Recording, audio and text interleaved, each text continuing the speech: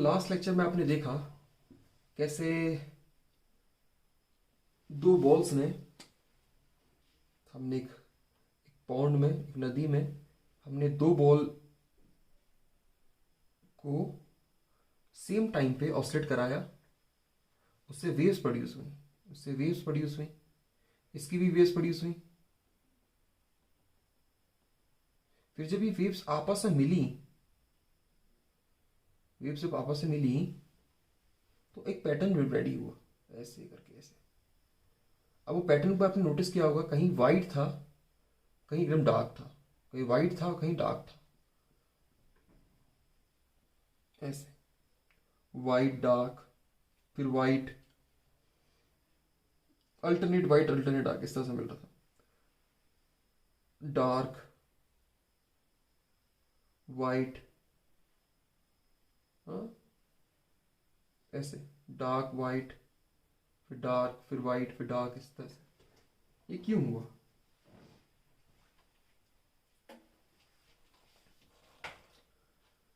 इसको एक्सप्लेन जो किया, जो एक्सपेरिमेंटली डेमोन्स्ट्रेट किया, वो किया आपके यंग्स ने। तो यंग्स ने 1802 में एक एक्सपेरिमेंट किया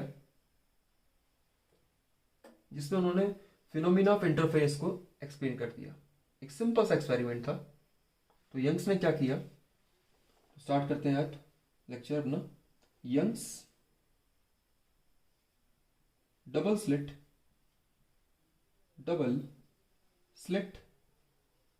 एक्सपेरिमेंट।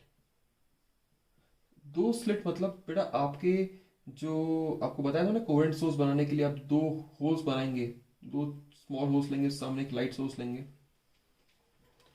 ये जो होल्स थे इन्हीं को बेटा क्या कहते हैं हम, स्लिट्स। ठीक है, यंग डबल स्लिट्स एक्सपेरिमेंट,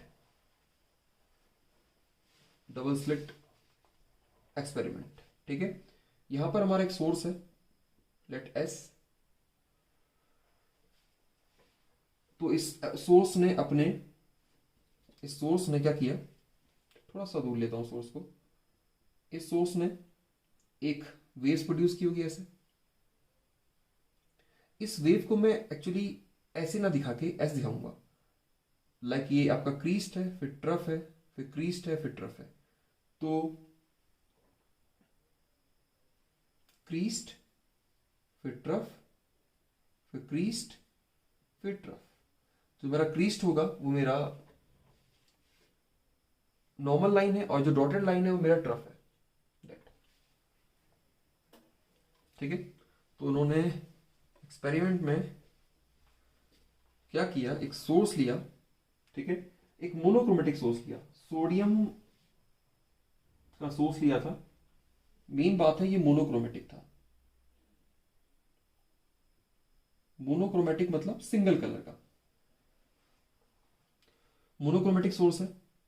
इस मोनोक्रोमेटिक सोर्स ने जो सोडियम, एक्चुअली पहले सोडियम वेपर के बल्ब सोडियम वेपर के आपके बल्ब होते थे, बड़े से होते थे, ऐसे दिखने में ऐसे होते थे, ऐसे करके इस तरह से, वाइट अंदर वाइट वाइट कलर के होते थे ये। उस तरह के बल्ब लिया उन्होंने। थोड़ी देर से जलाए रखना पड़ता है ताकि मैक्सिमम इंटेंसिटी दिखाए। तो उसका जो सोर्स से जो सोर्स था उससे क्या बना आपका, ये सोर्स ले लेता हूँ मैं एस। तो उसका बना एक trough, Crest, trough, Crest, trough, Crest and trough, इस तरह से। अब इसके सामने आ गई आपकी डबल स्लिट। लेट स्लिट का नाम देता हूं मैं S1, ये आपकी S2। अब ये कोहेरेंट सोर्स की तरह बिहेव करेंगे। इसमें से जो वेव्स निकलेंगी, लाइट वेव्स, वो दोनों में से जो निकलेंगी वो सेम फ्रीक्वेंसी होंगी, सेम वेवलेंथ होगा। कांस्टेंट जीरो भी हो सकता है या कांस्टेंट फेज भी हो सकता है। तो आपको जो सोर्स बनने मिलेगा सिंगल सोर्स से बना है, इसका मतलब कोहेरेंट सोर्स हुआ। लेट यहां से जो एक मान लीजिए यहां से ट्रफ, फिर क्रीस्ट, इस तरह से, फिर ट्रफ, फिर क्रीस्ट, फिर ट्रफ, थोड़ा सा मैं एक्सटेंड कर लेता हूं, फिर ट्रफ, फिर क्रीस्ट। अभी मैं S1 की बात कर रहा हूं सिर्फ, फिर ट्रफ, फिर क्रीस्ट, फिर ट्रफ, फिर क्रीस्ट। इस तरह का निकला S1 से। सिमिलरली S2 से भी निकलेगा, सेम S2 से भी निकलेगा। लेट ये हो गया इसका ट्रफ। अगर मेरे पास दूसरा मार्कर होता तो ज्यादा बेटर रहता। अगर मैं दूसरा मार्कर देखता हूं, हाँ देखिए, इसका ट्रफ, फिर इसका क्रीस्ट, फिर इसका ट्रफ, फिर इसका क्रीस्ट, फिर इसका ट्रफ, फिर इसका क्रीस्ट, फिर इसका ट्रफ, फिर इसका क्रीस्ट। इस तरह से। तो आपस में ये दो उसी एक्सपेरिमेंटल बॉल, जैसे बॉल जो क्रिएट करता ना वेव्स, जो बॉल वेव क्रिएट कर रहा था, उसी तरह से बॉल ने जब वेव क्रिएट करी ऐसे ऐसे ऐसे, ये आपकी और दूसरे वाले ने ऐसे ऐसे, तो आपस में मिले, ये आपस में ट्रफ और क्रीस्ट, ट्रफ क्रीस्ट इंटरफेयर हुए। ध्यान सुनिएगा, इंटरफेयर हुए। जब इंटरफेरेंस हुआ तो दो कंडीशन हो सकती हैं, ट्रफ ट्रफ से मिले, क्रीज क्रीज से मिले, या ट्रफ क्रीस्ट अपोजिट मिले, सेम या अपोजिट। फॉर एग्जाम्पल देखिए, जैसे यहां पर इस पॉइंट पे क्रीस्ट है, क्रीज क्रीज से मिल रहा है, क्रीज क्रीज से मिल रहा है, क्रीज क्रीज से मिल रहा है। इस पॉइंट पे देखिए क्रीज क्रीज से मिल रहा है। यहां ट्रफ ट्रफ से मिल रहा है, ट्रफ ट्रफ से मिल रहा है, ट्रफ ट्रफ से मिल रहा है, ट्रफ ट्रफ से मिल रहा है। और यहां पर देखिए crease trough, crease trough, crease trough. तो अल्टरनेट आपका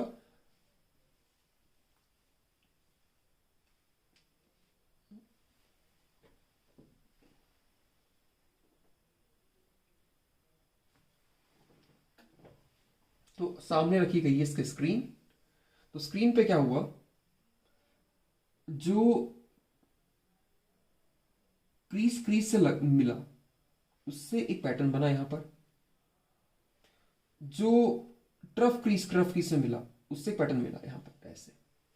ये पैटर्न देखा गया, यहां पर पैटर्न था ब्राइट, फिर डार्क, फिर अगला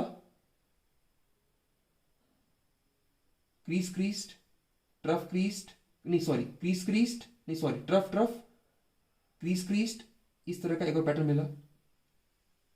एंड सो आगे भी मिलेंगे। थोड़ा सा बनाने में थोड़ा प्रॉब्लम है, लेकिन आगे भी कटते ही, ठीक है।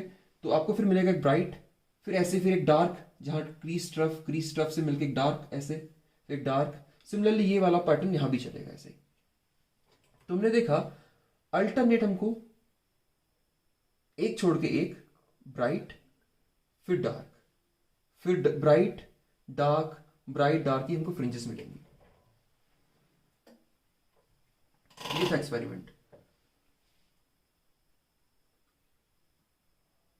अब आपके सामने एक पिक्चर है, देखिए ये जो एपरेटस है, इसके सामने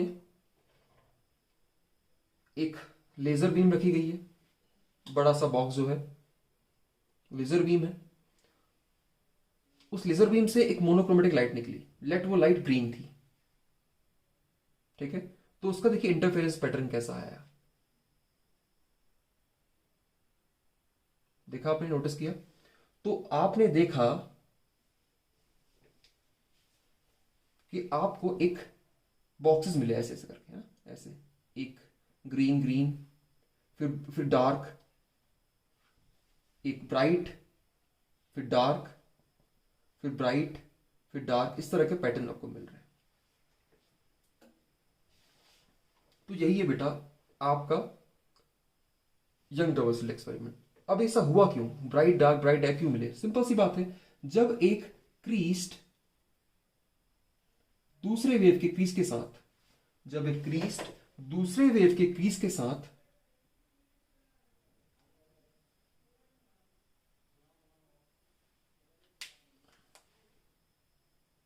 मिलेगा, इसका एम्पलीट्यूड और इसका एम्पलीट्यूड जो आपस में मिलेंगे, जब इंटरफेयर करेंगे, सुपर इंपोज करेंगे, तो आपको एक नया वेव मिलेगा, एक नया इसकी एनर्जी के साथ मैच हुई तो आपको एक नया एनर्जी पैटर्न मिला। जब ट्रफ ट्रफ के साथ मिला तब भी ऐसा ही होगा, चाहे ट्रफ ट्रफ के साथ मिले, क्रीज क्रीज के साथ मिले, आपका कंस्ट्रक्टिव इंटरफेरेंस होगा। कंस्ट्रक्टिव इंटरफेरेंस हुआ तो कंस्ट्रक्टिव इंटरफेरेंस हुआ मतलब वहां पर आपको ब्राइट फ्रिंज मिलेगी। सिमिलरली अगर आपका ट्रफ क्रीज के साथ मिले या क्रीज ट्रफ के साथ मिले तब आपका डिस्ट्रक्टिव इंटरफेरेंस होगा। डिस्ट्रक्टिव इंटरफेरेंस होगा, कंस्ट्रक्टिव इंटरफेरेंस, डिस्ट्रक्टिव इंटरफेरेंस। यहां मिलेगा आपको बेटा डार्क फ्रिंज, तो यहां आपको डार्क फ्रिंज मिली, इस वजह से आपको ब्राइट डार्क फ्रिंजेस मिल रही हैं। चलिए, ये था आपका यंग्स डबल स्लिट एक्सपेरिमेंट। अब अगर मैं बात करूं कंडीशंस की, मैथमेटिकल कंडीशंस की, तो काफी इंपॉर्टेंट है।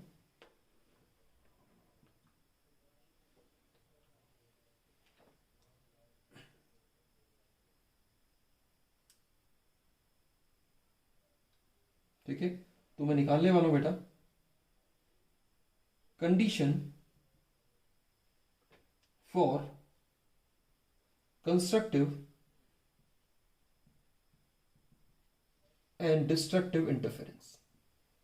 हमको पता है कंस्ट्रक्टिव डिस्ट्रक्टिव इंटरफेरेंस कब बन रहा है, पर अगर मैथमेटिकली अगर बात करूं तो वो कैसे बनेगी, वो क्या कंडीशन होगी वो भी देख लेते हैं। सपोज मेरे पास जो दो कोहेरेंट सोर्स थे,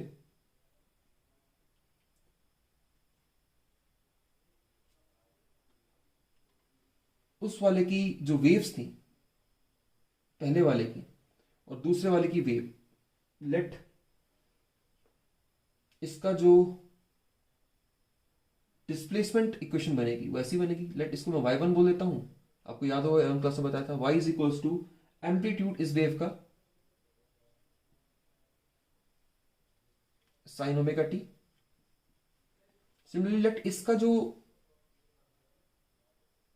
एम्पलीट्यूड है, डिस्प्लेसमेंट इक्वेशन बनेगी इसकी amplitude sine omega T.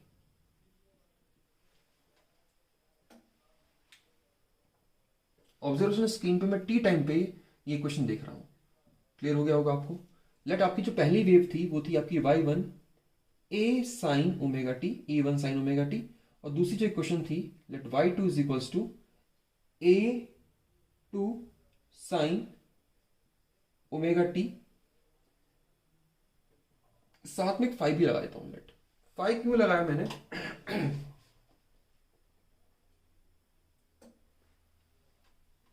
Five है बेटा आपका,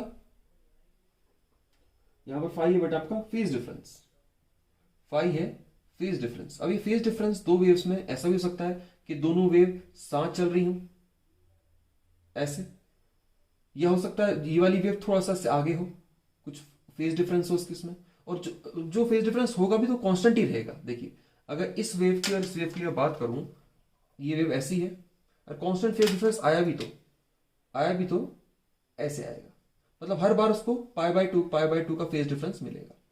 कांस्टेंट भी हो सकता है, जीरो भी हो सकता है। तो मैं जनरल लेके चलता हूं, जनरल इक्वेशन मान लो फाइव मुझे पता नहीं है, क्लियर।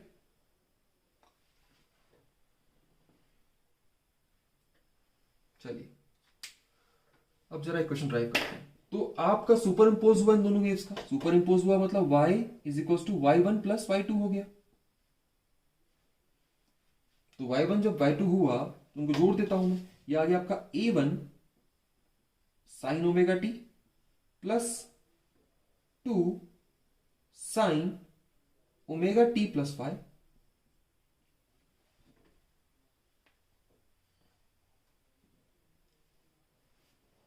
इक्वल्स टू y, नई जो वेव बनी। अब यहां पर जरा मैथमेटिक्स इस्तेमाल करते हैं। साइन, ध्यान से देखिएगा बेटा, ये है आपका साइन ए प्लस बी की तरह equation, sign A plus B. Sign A plus B होता है बेटा आपका sign A cos B plus cos A sine B. तो आपका जो इक्वेशन ये बन जाएगा आपका A1 sine omega T plus A2, इसको यहां पर अप्लाई कर दिया formula, sign A cos B plus cos A sine B.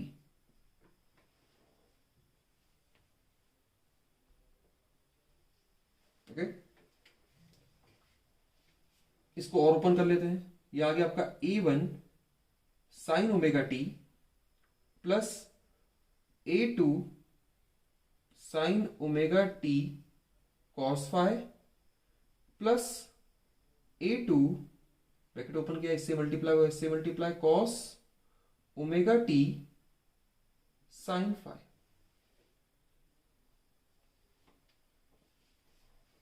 Okay, ये आपकी आ गई नया वेव का इक्वेशन। चलिए यहां पर A1 A2 एक कांस्टेंट क्वांटिटी है, ठीक है। Let A1 sine omega T, यहां साइन ओमेगा टी और साइन ओमेगा टी कॉमन है, इनके साइन ओमेगा टी कॉमन निकाल लेते हैं। तो आ जाएगा question y is equals to A1 A2 cos phi sine omega T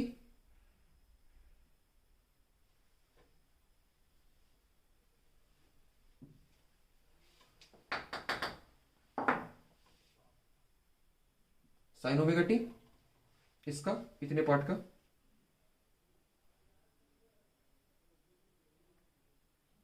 इतने पार्ट का ये आ गया। और नीचे आया आपका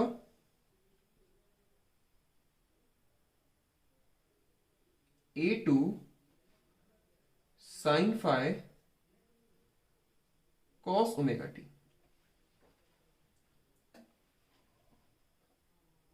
ओके,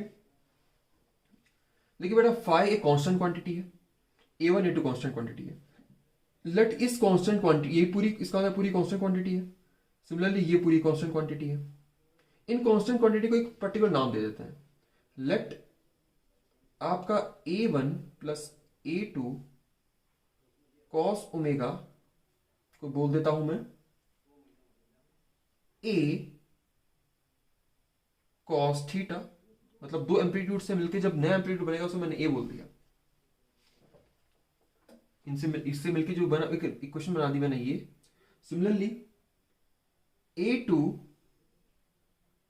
साइन फाई को एक नया नाम दे दिया मैंने A साइन थीटा, ठीक है।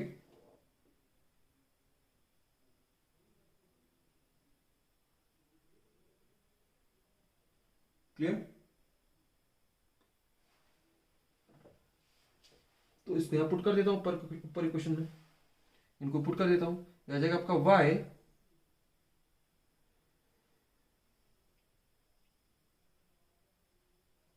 इसकी जगह आ गया आपका A cos theta sine omega T plus A2 sine phi की जगह आ गया A साइन थीटा। A इसकी जगह लिख दूंगा मैं A sine theta, A sine theta cos omega t, ठीक है। चलिए अब ध्यान से देखिए इस इक्वेशन को।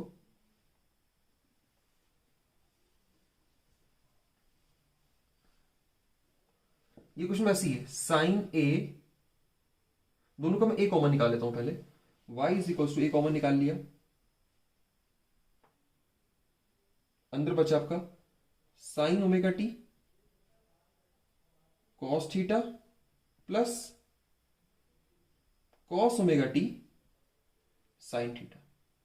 तो इक्वेशन दोबारा ऐसी आ गई बेटा आपके, देखिए sine A cos B cos A sine B. तो उसको लिख सकता हूं मैं A sine A plus B. तो जो नया एम्पलीट्यूड आया बेटा उसका इक्वेशन, जो नया डिस्प्लेसमेंट होगा, जो नई इक्वेशन बनी वो बनी आपकी दो वेव की मिलकर ये।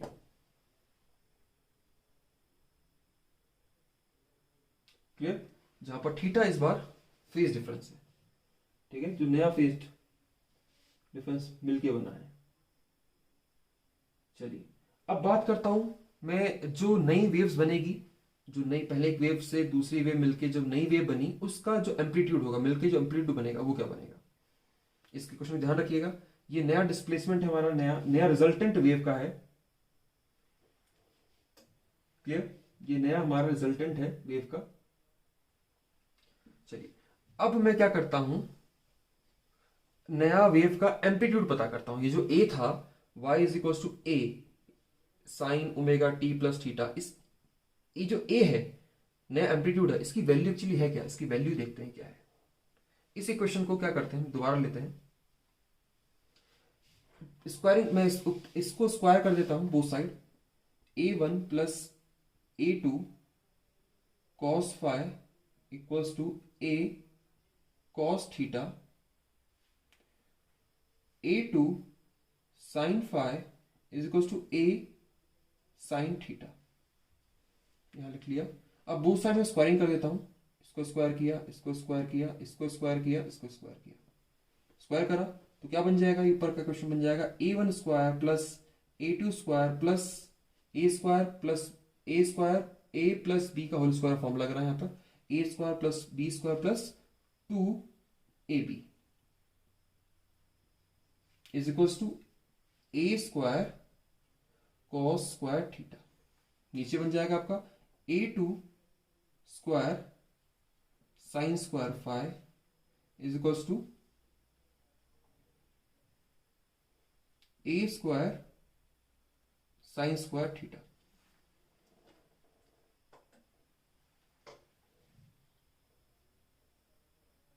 ठीक है, अरे बेटा यहाँ पर थोड़ा सा गड़बड़ हो गई, यहाँ पर a1 स्क्वायर प्लस इसका a square plus b square, b square में आपका कॉस छूट गया था। ठीक है, अब दोनों को मैं ऐड कर लेता हूँ क्वेश्चन को, राइट हैंड साइड और लेफ्ट हैंड साइड को। जब मैं इसको ऐड करूंगा तो आएगा आपका a1 square plus a2 square cos square five, इसको जोड़ लेता हूं पहले, a2 square sine square five, फिर ये टर्म बचा हुआ 2a1 a2 कॉस फाइव, और बगल में a square cos square theta plus a square sine square theta. ठीक है, अब थोड़ा सा अरेंजमेंट करता हूं उसको दोबारा। देखिए इसमें a स्क्वायर कॉमन है, तो a1 स्क्वायर प्लस में क्या करता हूं, a2 स्क्वायर को कॉमन निकाल लेता हूं, अंदर बचा आपका sign square phi plus cos square phi plus 2a1 a2 cos phi, बगल में a स्क्वायर कॉमन निकाल लेता हूं, अंदर बचेगा sine square theta plus cos square theta. तो sine square theta plus cos square theta, sine square phi plus cos square phi होता है बेटा 1।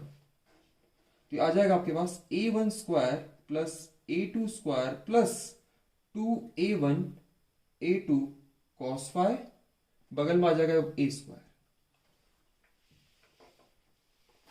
बोथ साइड में स्क्वायर रूट कर देता हूं, तो बचेगा आपका a is equal to root a1 square plus a2 square plus 2a1 a2 cos phi. ये आया बेटा नया एम्पलीट्यूड जो होगा आपका, जो एक वेव और दूसरी वेव मिलके आपस में नया एम्पलीट्यूड बनाएंगी मिलके, वो ये बनाएंगे। ओके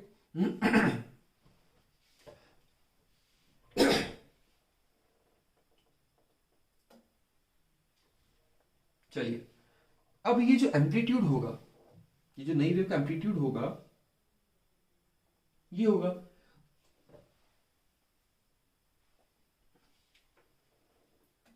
चलिए एक और चीज देख लेते हैं लगे हाथ, एक और चीज देख लेते हैं।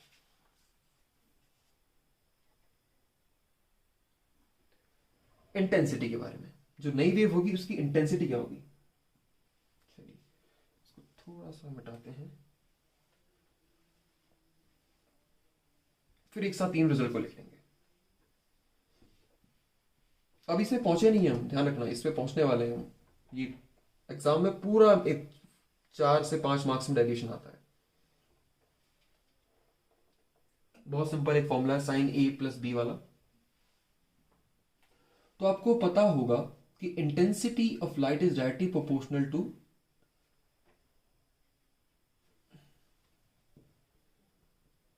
intensity of light is directly proportional to the amplitude का स्क्वायर। जितना वेव का बटा एम्पलीट्यूड होगा उतनी ज्यादा उसकी इंटेंसिटी होगी।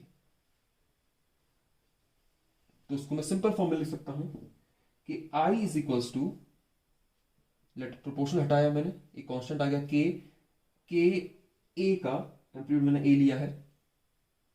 जो पहली वाली वेव होगी उसकी इंटेंसिटी लेट ये थी, जो दूसरी वाली वेव होगी लेट उसकी इंटेंसिटी ये होगी,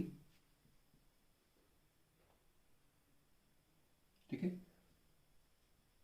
और जो नई वेव बनी थी y, कैपिटल y जो बनी थी y1 प्लस y2 से मिलके, उसकी इंटेंसिटी लेट बेटा I थी, वो थी के ए, उसका एम्पलीट्यूड ए था, ये था। क्लियर? ओके। तो हमारी जो इक्वेशन बनी थी ऐसी बनी थी कि A square is equals to A1 square plus A2 square plus 2A1 A2 cos phi. ठीक है, पुट कर देते हैं इस इक्वेशंस को, इनको यहां पुट कर देते हैं। तो मैं पहली कुछ सारी क्वेश्चन पहले के से मल्टीप्लाई करता हूं उसको, के ठीक है, के और के, बहुत सारे के से मल्टीप्लाई कर लिया। ठीक है, थोड़ा सा इसे रीअरेंजमेंट करता हूं, के A1 स्क्वायर प्लस के A2 स्क्वायर। यहां देखिएगा ध्यान से, मैंने क्या किया, 2 लिया बाहर, रूट के मल्टीप्लाई बाय रूट के, कोई डिफरेंस आया, root K into root K, root two into root two, two, root K into root K, तो कोई डिफरेंस नहीं आया, A1 A2 कॉस फाई। थोड़ा सा और रीअरेंजमेंट करते हैं, के ए स्क्वायर प्लस के A1 स्क्वायर प्लस के A2 स्क्वायर प्लस 2 रूट के A1 प्लस रूट के A2 कॉस फाई। अब पुट करते हैं इस क्वेश्चन को, के ए स्क्वायर बराबर है आई के इज इक्वल्स टू के A1 स्क्वायर बराबर है I1 के प्लस ये बराबर हो गया आपके I2 के प्लस 2। देखिए बेटा यहां ध्यान देखिए, के A1 अगर मैं बोथ साइड रूट कर दूं, इसका रूट कर दिया और तो इसका रूट कर दिया ऐसे, तो ये बचेगा आपका I1 रूट बराबर होगा रूट के इंटू A1 के, तो के रूट के इंटू A1 को लिख सकता हूं मैं रूट आई, तो ये हो गया आपका I1 रूट I1, ये हो गया आपका रूट I2 कॉस फाई। तो ये आया बेटा आपका नया इंटेंसिटी जो बनेगी उसकी इक्वेशन, नई इंटेंसिटी की इक्वेशन ये रही। नए एम्पलीट्यूड की इक्वेशन लिख लेता हूं, लगे हाथ। नए एम्पलीट्यूड की इक्वेशन थी बेटा आपकी a is equals to root A1 square plus A2 square plus 2A1 A2 cos phi, और आपका जो नया जो वेव बना था y, वो था आपका capital A sine omega T plus theta. ये नया वेव का डिस्प्लेसमेंट, नया वेव का एम्पलीट्यूड और नया वेव की इंटेंसिटी। तो ये फॉर्मूले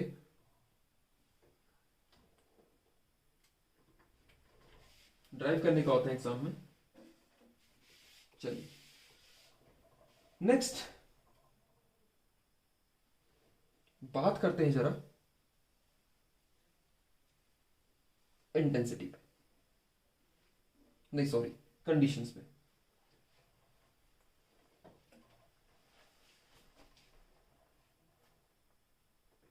ठीक है, तो बेटा जो नई जो वेव होगी, जो बाहर रिजल्टेंट वेव होती है, डिपेंड करती है आपकी वेव किस तरह की है, उसका एम्पलीट्यूड अपवर्ड है या डाउनवर्ड, मतलब पॉजिटिव है या नेगेटिव। एम्पलीट्यूड पे तो डिपेंड कर ही रही है, साथ साथ एम्पलीट्यूड के जो वेक्टर होते हैं, ये पोजीशन वेक्टर, यहां से जो आएगा आपका एम्पलीट्यूड का वेक्टर, उसमें डिपेंड कर रही है। सपोज अगर मैं इसको इसके साथ जोड़ूं तो अलग इक्वेशन मिलेगी। क्लियर? तो इसको अगर मैं इसके साथ जोड़ूं तो अलग इक्वेशन मिलेगी। इसका मतलब आपके एम्पलीट्यूड में ही कुछ छुपा हुआ है, वही देखते हैं। आपका एम्पलीट्यूड जो था वो था आपका a is equals to root a1 square a2 square plus 2 a1 a2 cos phi. बेटा a1 a2 वेव का फिक्स था, पर यहां जो कॉस फाइव है फेज, रिजल्टेंट इंटेंसिटी इस पे डिपेंड करती है। ध्यान रखिएगा, जो आपका रिजल्टेंट वेव की इंटेंसिटी होती है वो कॉस फाइव पे डिपेंड करती है, क्योंकि कॉस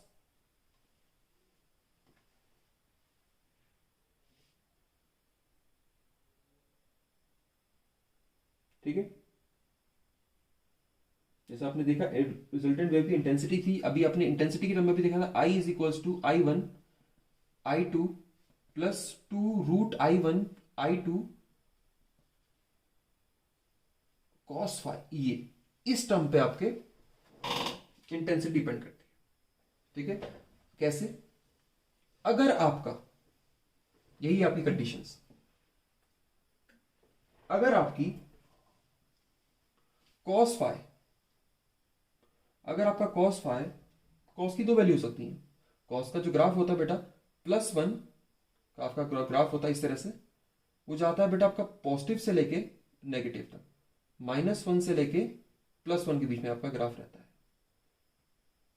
तो आपका कॉस अगर +1 हो,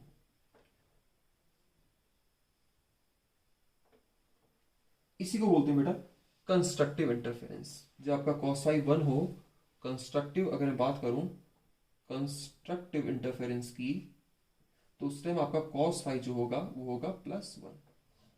सिमिलरली अगर आपका डिस्ट्रक्टिव इंटरफेरेंस हो रहा है, डिस्ट्रक्टिव इंटरफेरेंस हो रहा है, तो वहां पर कॉस फाइव की जो वैल्यू होगी वो -1 होगी।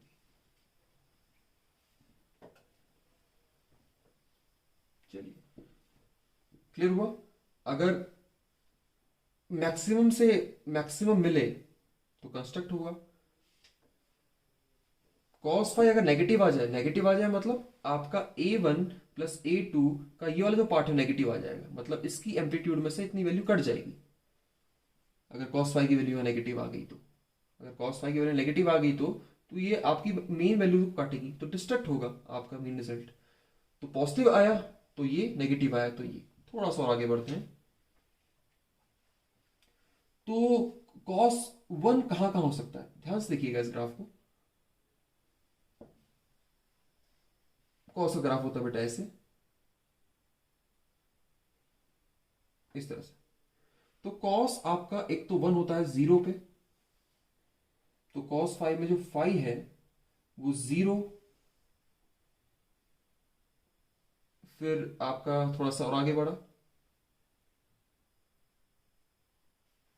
90, 180, 270, फिर यहां पर दोबारा आया, यहां पर 1 आएगा एंड फिर और आगे बनाएगा। थोड़ा सा और आगे लेता हूँ उसको, थोड़ा सा बड़ा बनाता हूँ ग्राफ को ताकि आपको और अच्छे से समझ आए।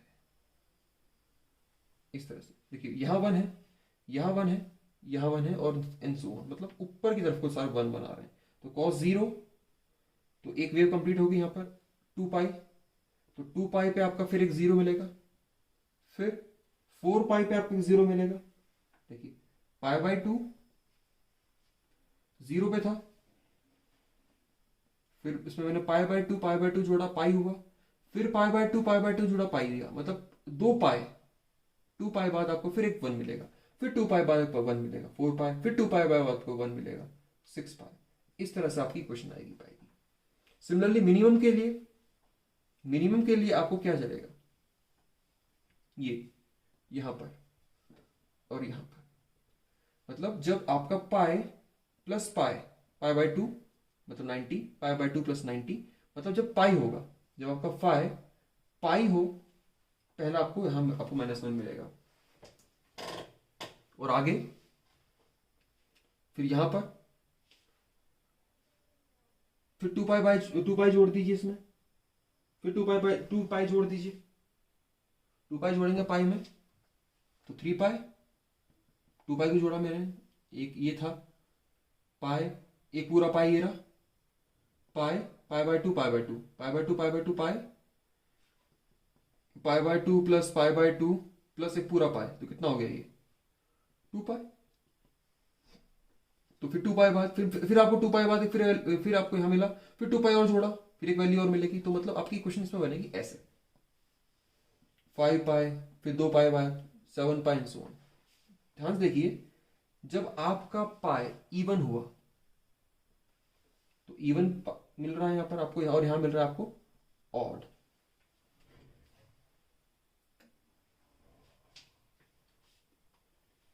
क्लियर?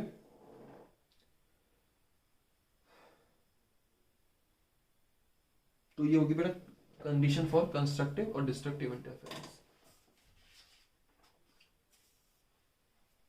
तो उसको जनरल कर देते हैं, इसको जनरलाइज कर देते हैं, 2n pi phi is equals to 2n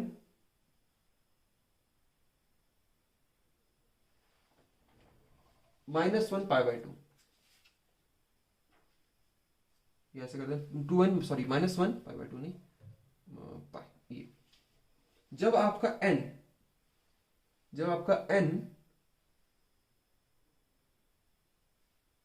0 हो, 1 हो, 2 हो, 3 हो, वैल्यू पुट करिए, जब आपका n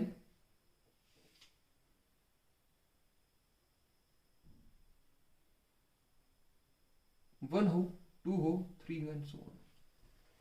जब आप 0 पुट करेंगे, जब आप 0 पुट करेंगे तो 0 आ जाएगा, जब 1 पुट करेंगे तो 2 पाई आ जाएगा, जब 2 पुट करेंगे 4 पाई आ जाएगा एंड सो ऑन। सिमिलरली यहाँ पे जब 1 पुट करेंगे तो पाई आएगा, जब 2 पुट करेंगे 2 2 जा 4, 4 -1 3 पाई, 3 पुट करेंगे 3 2 6 6 -1 5 पाई। तो ये चलेगी आपकी कंडीशन, ये है बेटा आपकी condition for constructive destructive interference. तो यहां पर जो पाई था वही आपका कंस्ट्रक्टिव और डिस्ट्रक्टिव इंटरफेरेंस में, डिस्ट्रक्टिव इंटरफेरेंस के लिए रिस्पॉन्सिबल था। चलिए, एक एग्जाम में कभी कभी बोलते हैं पार्ट डिफरेंस के टर्म में बताइए, पार्ट डिफरेंस के टर्म में बताइए, वो भी बताया था तो क्या होता है पार्ट डिफरेंस का टर्म। ठीक है, फिर आखिरी में इसका कंक्लूजन दे दूंगा मैं एक। चलिए, इसको फिर अभी यूज करने वाला हूं, देखिएगा ध्यान से, याद रखिएगा कि जब आपका अगर मैं इसको थोड़ा सा बोलूं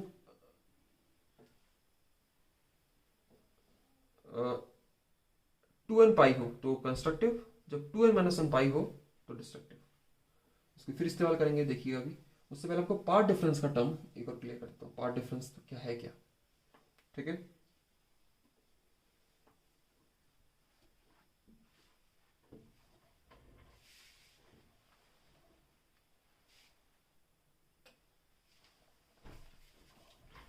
चलिए देखिए,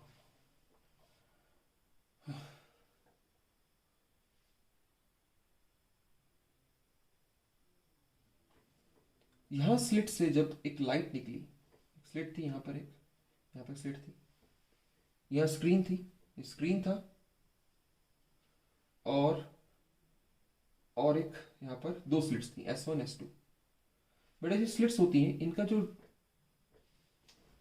इनका जो ध्यान रखिएगा, बहुत इंपॉर्टेंट, बहुत, कि जो स्लिट्स होती हैं इनका जो बेटा विड्थ होता है ना बहुत कम होता है, करीबन 0.3 mm के आसपास होता है।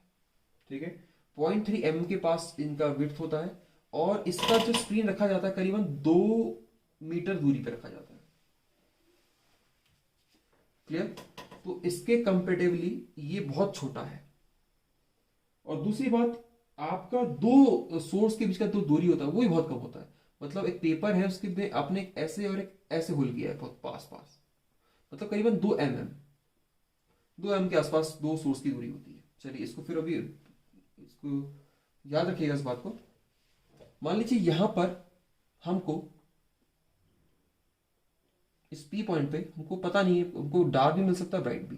मान लीजिए यहां से कुछ वेव गई होगी और यहां से कुछ वेव गई होगी ऐसे, ठीक है। तो इसके पाथ और इसके पाथ में कुछ डिफरेंस है। देखिए ये थोड़ा लंबा है नीचे वाला S2 के S2 से S2P जो है थोड़ा ज्यादा है S1P से। अगर मैं परपेंडिकुलर ड्रॉ कर लूं एक इधर पे S1 से इस SP के बीच में, इसमें तो देखेंगे आप इतना इसमें फालतू पाथ है। इस पार्ट डिफरेंस की वजह से ही, इस पार्ट डिफरेंस की वजह से ही आपका जो कंडीशंस आती हैं कंस्ट्रक्टिव डिस्ट्रक्टिव की, इस वजह से आती हैं। This is path difference, this is path difference. ये पार्ट डिफरेंस होता कितना है? ये पार्ट डिफरेंस को सिंपल सा मैं अगर मैथमेटिकली बताऊं तो ये पार्ट डिफरेंस जो होता है, path difference is equals to lambda upon में 2 pi multiply by phase difference. अगर इसको x मानूं, इसको फाई मानूं, मुझे मैंने फाई लिया है, तो इक्वेशन एक फॉर्मूला हमारे पास रेडी हो जाएगा कि x is equals to lambda upon में 2 पाई मल्टीप्लाई बाय फाई। चलो इसको मैं p बोल देता हूं, पार्ट डिफरेंस को मैं p बोल देता हूं। p is equals to path difference is equals to lambda upon 2 pi phase difference होता है। चलिए हमने फेज डिफरेंस निकाल लिया है। फेज डिफरेंस की कंडीशन क्या थी? फेज डिफरेंस कंडीशंस जो थी वो थी कंस्ट्रक्टिव के लिए, फेजेस फॉर कंस्ट्रक्टिव क्या था? 2n पाई, और 5 फॉर डिस्ट्रक्टिव क्या था? 2n माइनस 1 पाई। तो पार्ट डिफरेंस के टर्म में पार्ट डिफरेंस कितना आएगा कंस्ट्रक्टिव केस में? तुमको पता है पार्ट डिफरेंस जो होता है, path difference for constructive is equals to lambda upon में 2 pi multiply by 5c। Path difference for destructive is equals to lambda upon में 2 pi into 5t। Value put कर देता हूं, लैम्डा अपॉन में 2 pi multiply by 2n pi.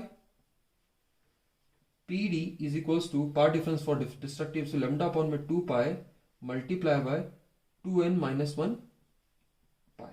Cancel out करो, pi से पाई कटा, 2 से 2 कटा, तो पाथ डिफरेंस आया कंस्ट्रक्टिव के लिए n लैम्डा, और पार्ट डिफरेंस आया डिस्ट्रक्टिव के लिए पाई से पाई कैंसिल आउट हुआ, 2n माइनस 1 लैम्डा बाय। तो ये आ गया पार्ट डिफरेंस के टर्म में कंडीशंस। आपको फेज डिफरेंस के टर्म में भी आ सकती हैं, पार्ट डिफरेंस के टर्म में पूछ सकते हैं। चलिए तो सिंपल से एक स्टेटमेंट बोलता हूं, ध्यान सुनिएगा। Condition for constructive interference eight a point, किसी पॉइंट पे जो स्क्रीन था ना बेटा, स्क्रीन इसको हटा देता हूं थोड़ा सा। स्क्रीन था, यहां से स्लिट्स थी। अगर यहां पर हमें कंस्ट्रक्टिव मिल रहा है, मतलब ब्राइट मिल रहा है किसी पॉइंट पे, इस पॉइंट की बात कर रहा हूं मैं, कि condition for constructive difference at a point, किसी इस पॉइंट पे, is that phase difference between the two waves reaching that point should be 0 और an even integral of 2 pi. Phase difference reaching at point, यहां जो phase difference होगा दो wave में, या जो वेव पहुंचती होंगी उसके बीच में फेज डिफरेंस जो होगा वो क्या होगा? 0 हो या मल्टीपल ऑफ 2 पाई हो। ठीक है, integral multiple of 2 pi, integral multiple of 2 pi. Clear?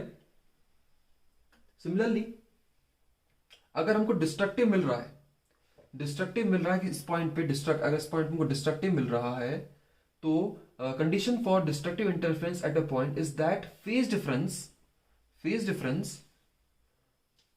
between two waves reaching at this point should be odd integral, ये बेटा odd की कंडीशन है, odd integral multiple of pi, clear, odd integral multiple of pi, तो destructive, integral multiple of 2 पाई तो constructive, clear.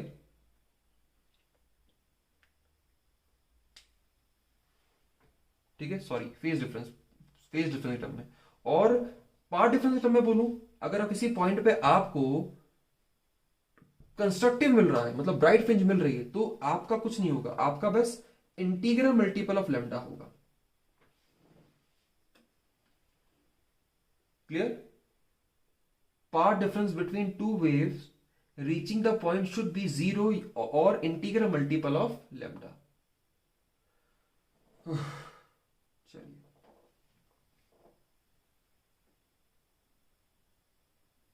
ये था बेटा आपका पूरा यंग्स डबल स्लिट एक्सपेरिमेंट। इसके अलावा कुछ कुछ छुटपुट सवाल कभी कभी पूछ लिए जाते हैं, वो भी आपको बता देता हूं,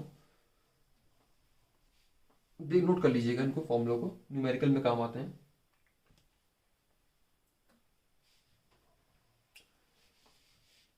जो रिजल्टेंट हमारे पास एम्पलीट्यूड था, लेट ऐसे था, दो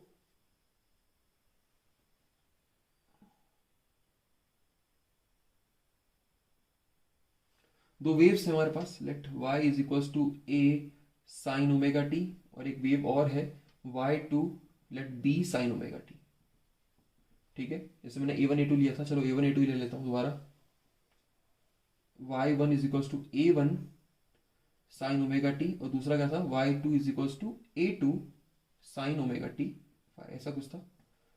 तो रिजल्टेंट जो हमको मिल रहा था वैसा मिल रहा था, एम्पलीट्यूड, रिजल्टेंट एम्पलीट्यूड जो हमको मिल रहा था, रिजल्टेंट एम्पलीट्यूड जो बोलूं उसको मैं root a1 square plus a2 square plus 2a1 a2 cos phi, ठीक है। इसकी दो कंडीशंस हो सकती हैं, अगर cos फाई पॉजिटिव हो, cos फाई अगर +1 हो, और cos फाई -1 हो। जब cos फाई +1 होगा तो बेटा क्या आएगा, देखिए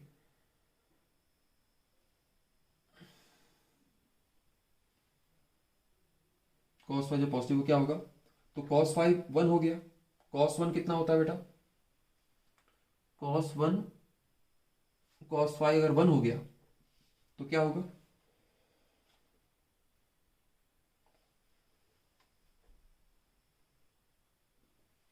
तो क्या हो जाएगा, ये हो जाएगा, पहले ये हो जाएगा आपका root a1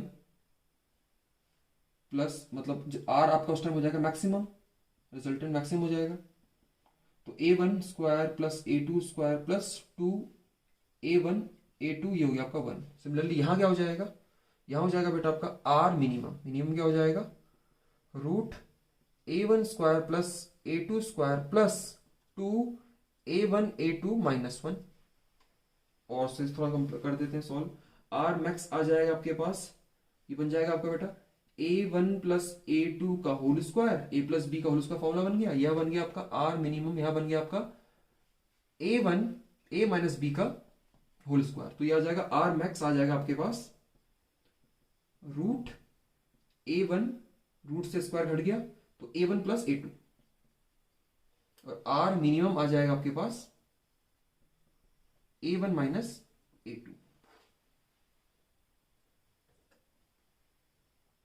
clear.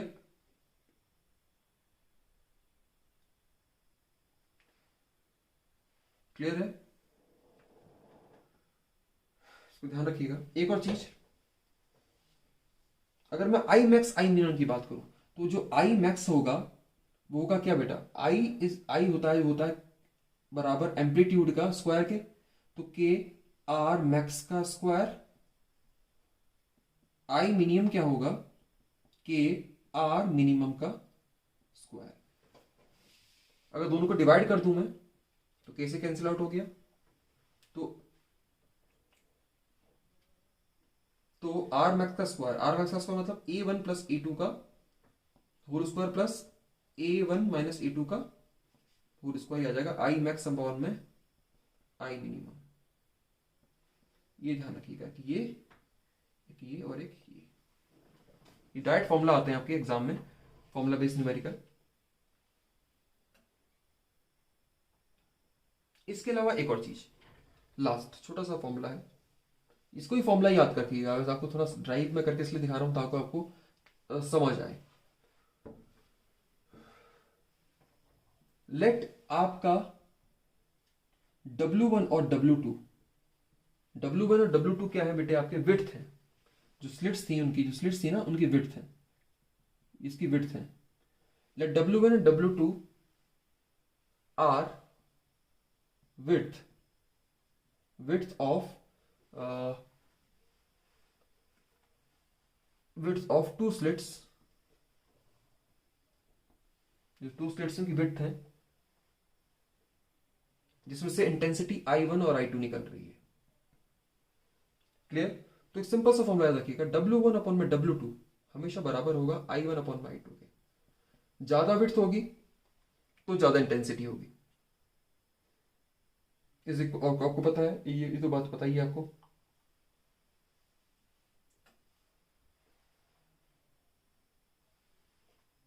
A1 square plus A2 square, ये फॉर्मूला याद रखिएगा। ये तो बता ही रखा आपको मैंने कि intensity is directly proportional to amplitude square, intensity directly proportional to amplitude square. ऐसी I1 के लिए, ऐसे I2 के लिए, ऐसी I1 के लिए, ऐसी I2 के लिए। बस मैंने ये और जोड़ दिया, width is directly proportional to intensity. जितनी ज्यादा विड्थ होगी उतनी ज्यादा इंटेंसिटी होगी। तो ये फॉर्मूला ध्यान रखिएगा, ये फॉर्मूला एक ये और एक intensity is directly proportional to amplitude का स्क्वायर, इन दोनों को मिला के मैंने ये बना दिया फॉर्मूला। कंबाइंड फॉर्मूला है, इसको ध्यान रखिएगा, इससे न्यूमेरिकल बनते हैं काफी। चलिए लास्ट एक छोटा सा चीज और ध्यान रखिए कि आपका जो इंटेंसिटी है, आपका जो इंटेंसिटी है वो conservation of interference, sorry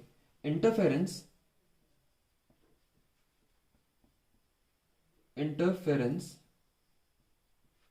follows conservation of energy. कहीं भी एनर्जी हमारी वेस्ट नहीं होती, दो वेव्स मिलके आपस में कंस्ट्रक्ट करती हैं, डिस्ट्रक्ट करती हैं, मतलब रीडिस्ट्रीब्यूट हो जाती है, नया पैटर्न बन जाता है। ठीक है, तो हमारा एनर्जी इसमें कंजर्व रहती है। चलिए क्लास थोड़ी लंबी हो गई है,